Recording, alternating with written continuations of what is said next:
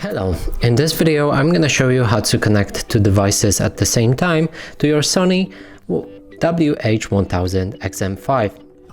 So right here I have them enabled. Now we'll need to move on to my phone right here, and I have the application downloaded which is called Headphones by Connect by Sony.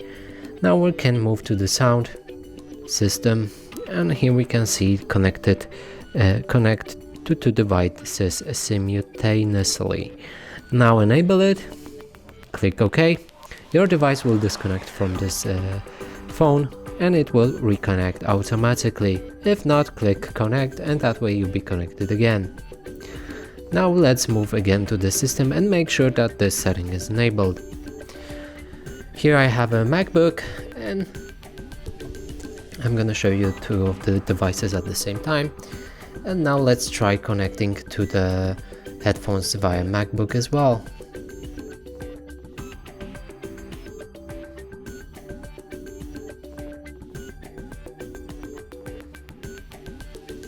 As it didn't want to connect, now I'm gonna enter pairing mode for these headphones.